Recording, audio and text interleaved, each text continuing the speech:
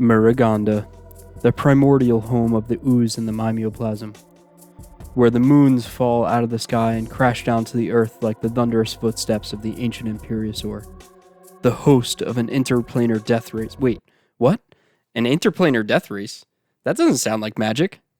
What's up, everybody, and welcome to Hoarding Wombat Collectibles. Today, we are here to talk about a plane magic just revisited in the new Aetherdrift set, Muraganda. We will be going through the first references of magic lore, history, and key factions on the plane, and the newest storyline, which I actually really enjoyed, Like No Other Beast. So let's get started with some old magic.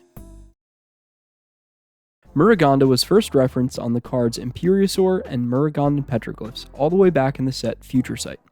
Futuresight was basically a magic set for ideas for planes Wizards created but didn't have really a full fleshed out storyline yet. If I do any more videos on Lost Planes of Magic, most of them will probably be referenced in this set. Our first card, Imperiosaur, is a 5/5 lizard creature for 2 and 2 green, which has the ability spend only mana produced by basic lands to play Imperiosaur. And the flavor text by the Muraganda druid Olanti says, "An ancient, powerful force has taken over the valley. I sympathize with its former inhabitants, but I rejoice in the land itself," suggesting that this Imperiosaur is a force of nature coming to take back the valley for nature itself. The other card, Muragandan Petroglyphs, is an enchantment for 3 colorless and a green that gives all creatures with no abilities +2/+2, which is actually a reference to the first idea for this plane, to be full of vanilla creatures with no abilities.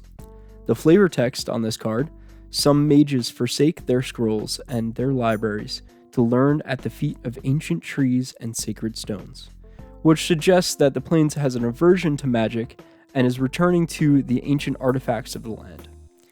Fun fact, this card is also referenced on the extended art for Ruxa, Patient Professor from the Strixhaven Commander, where the glyphs drawn on the chalkboard in Ruxa's art match some of the petroglyphs in the original card. I'll show that kind of right here, which ones match up with which.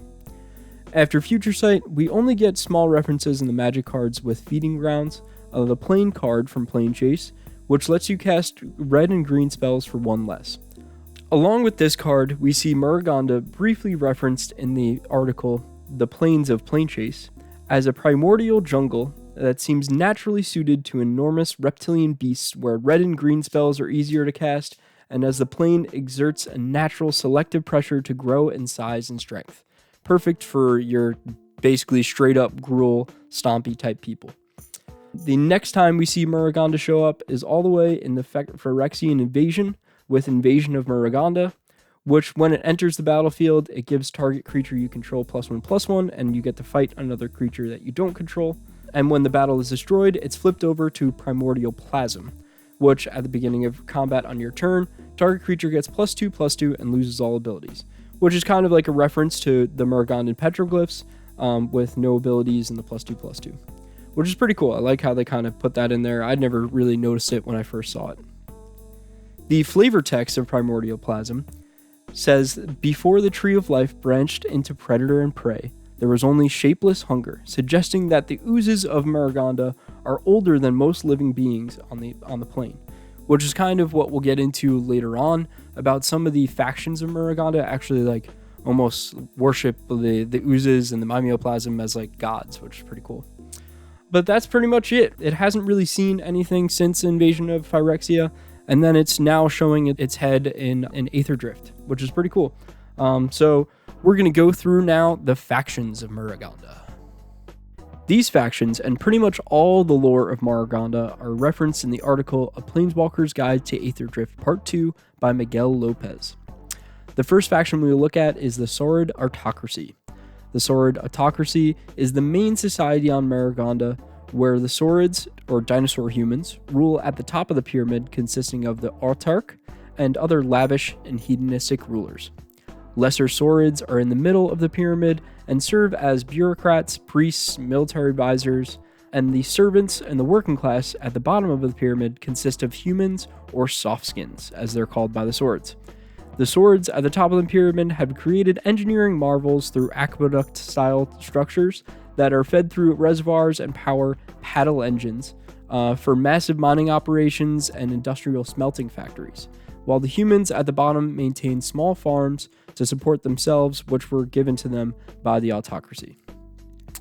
The next faction we'll look at is the Ley Mages, who are referenced in the new side story, and they are powerful sorcerers who feed off the natural geysers of raw magic, harnessing them with their attunement towers. This actually reminds me of the traditional version of gathering mana that was introduced in the first Magic book, Arena, where magic was sort of mined or collected from different areas throughout the plane. That you kind of had to tap into all the lands to get your mana to be able to perform any of the spells that you collected. The Ley Mages are experts in control magic and rarely share magical information aside from their annual symposiums. Ley Mages contract out glyph hunters from various towns around the towers to venture out in the plane and find lost artifacts from the old magic world. The next faction we have is Fang Druids, which are also in the new side story and consist of druidic great apes, mostly gorillas, but also other great apes such as chimpanzees and orangutans, and even humans who cohabitate with no clear ruling race. Some notable figures are revered as wiser than most, while others stick to more mundane farming and animal husbandry that comes with druid life. The Fang Druids live in the crater jungles, or more specifically the green hell area of Muraganda, with a dense tropical forest. They are also referenced in the flavor text of the new vanilla creature, Terrain World Tyrant. The next faction we see are Scar Witches, which are ruthless, wraith-like beings from the areas where the first moons fell, called Galadak's Scar, which is referenced on the vanilla creature Calaxion, Hunger Tyrant. These wraiths are basically memories and ghosts that haunt the ruins of the old Muraganda moons, aided by veiled walkers or dead gods who can tap into the raw magic of the plane and guide the Scar Witches. The Scar Witches also dressed in veils and bells to mimic those walkers and dead gods. Just a quick side note, the reason for the moons falling out of the sky in Muraganda comes from a little known event that happened years ago where Muraganda turned away from magic, which caused the moons and other land features to crash down to Earth, which is still happening to this day during Aetherdrift, as you'll see in the story. I hope we get some more info on why this happened, as I couldn't really find a very big explanation for it. But hopefully they revisit Muraganda in the future and kind of explain this or go through some sort of backstory. The next faction we see is the Dawn Chaser Pilgrims, who are referenced on the new card Sundial Dawn Tyrant, and are monotheistic nomadic peoples who undergo pilgrimages between two cities, the Summer City and the Winter City, and worship the dawn where the sun rises from the shadow of the night. Biannually, they celebrate at these two cities with week-long celebrations of the sun. The next faction is the Wandering Scribes. Weirdly, don't belong to any of the main factions and are simply described as record keepers of language and technology. I'm curious to see how these peoples are fleshed out, but I'm sure they'll be allied with some sort of Azorius colors. The Muragandan Raiders are not a formal faction recognized by the people in Muraganda, but are more just a response from the Teluset and the Sword Autocracy to the Girapur Grand Prix teams essentially invading on their land to build the Grand Prix Raceway. This is hinted at in the flavor text of the card Tyrok's Sword Tyrant, where the Sword Autocracy Raiders test the Grand Prix defenses to show their power and converse them into a better deal. Although the Girapur Grand Prix organization believes they have the approval to work and race on these lands, they were only given an empty promise by the Sword Autocracy higher-ups to occupy the area with no consideration for the actual civilizations living there, which results in conflicts and ambushes from the Teluset and the Autocracy. The Teluset are mostly just trying to kill any magic users they see in the race, while the Swords and Softskins of the Autocracy are trying to capture the racing technology that is being used for their own. Next, we have the Oozes. The exact origins of Oozes in Muraganda, like terrain and the mybioplasm, are not known, but each faction has a theory. The Ley Mages believe they were some sort of antibody that was formed as magic was discovered on Muraganda. The Scar Witches believe them to be creatures fallen from the moons of Muraganda and replenish as each moon falls. The Teluset believe them to be nightmares that steal children from their homes and swallow entire villages.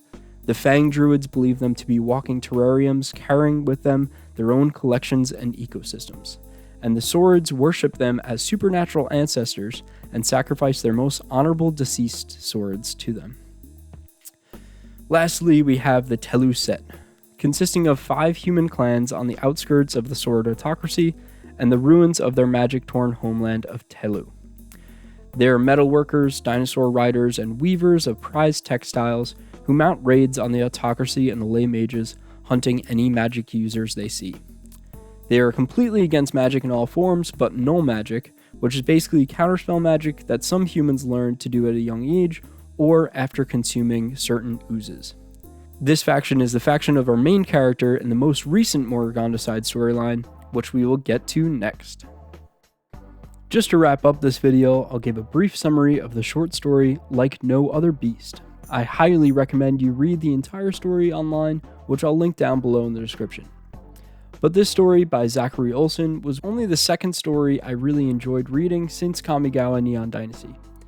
I'm sure I'm missing a few other side stories that have potential, but this one really reminded me of old magic.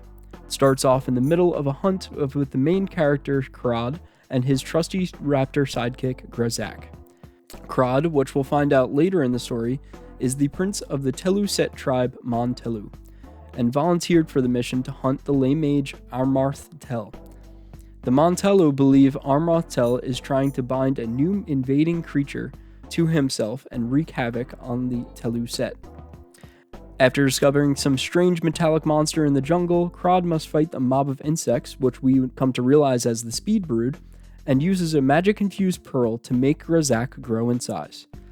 This pearl was one of 3 forbidden magic pearls given to him by his father, King Kal, along with a jeweled sword called the Star Sword that was forged in Momotaxis' burning blood and quenched in the Coral Highlands' clearest spring to help them fight against Armarth Tel.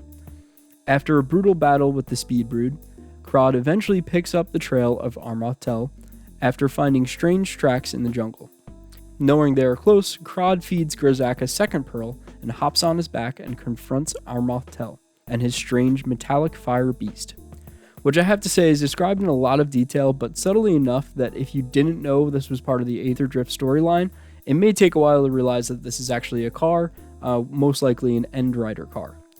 After a brief exchange of fighting words and a poor attempt at striking the beast, Krod catches the eyes of a Telu-An woman, caged inside the beast, and gets distracted, being thrown off the beast into the jungle. As Armarth Tel drives away, Krod and Grazak are confronted by a Fang Druid named Chaktal, who explains to Krod that what Armarth Tel was riding was no beast, but a vehicle, to which Chaktal has the key, which is also described in kind of a pretty fun way without telling you it's a key, which, if used correctly, would grant mastery over the beast, allowing communion between machine and man, which I think was kind of funny, a little quote from there. Krod again follows Armarth Tel all the way to the base of Tally Spire. After confronting Armarth Tel again, Armarth Tel sicks his new pet ooze on Krod and retreats further up the tower. After a tough battle with the ooze, Krod finishes it off with a plunging blow of his Star Sword right into the ooze's Imperiosaur maw. After making their way through the tower, they come upon the Telu-An pearl diver, Nathala, who is now imprisoned in a cell. After freeing Nathala, Krod recites the typical damsel in distress jargon and leaves Grazak to keep Nathala safe. Nathala graces Krod with an embrace as a thank you for saving her, but unknown to Krod, she pickpockets the vehicle's key from him. As Krod leaves to finish off Armarth Tel, Nathala reveals to Grazak, through her druidic animal speak, that she is actually sent here by Chaktal to spy on Armarth Tel and his new metal beast. They then climb the tower to the vehicle. We then jump back to Krod, who confronts Armarth Tel a third time, and they begin to fight. Meanwhile, Nathala climbs into the driver's seat, starts the engines, and drives straight into Armarth Tel, running him over. With Armarth Tel brutally murdered, the tower starts to fall apart, and Krod jumps onto the vehicle with Grazak and Nathala, and they drive straight out of the spire, Fast and Furious 7 style. After a safe distance away from the spire, Krod is amazed by the power of the metal beast, apologizes for underestimating Nathala, and asks to join her so that he can learn more about the technology from here to save his people. Nathala agrees to let him tag along on one condition: She drives. So this story is a little corny and it reminds me a lot of the first few Magic books, Whispering Woods and Shattered Chains, written back in the 90s with a chivalrous, brutish, like man's man, like the Gull the Woodcutter, and a sly, strong female lead, like Noreen the Banalish Warrior. These old stories were equal parts well written and fun, and there were great battle scenes and story that kept you wanting more. I really hope Wizards can eventually finish off this cutesy, loot-focused storyline that I really don't enjoy, and return to something that feels more like Magic. This story and the tremendous world building that is involved in Muraganda would be perfect to help them transition, as it pretty much is basically a return to just nature and everything else and rejecting Magic. But that's enough of my rants. As I said earlier in the video, there are links to all the stories of Muraganda and other planes on the Magic website, and I encourage everybody to read some of these articles and learn some of the old Magic lore.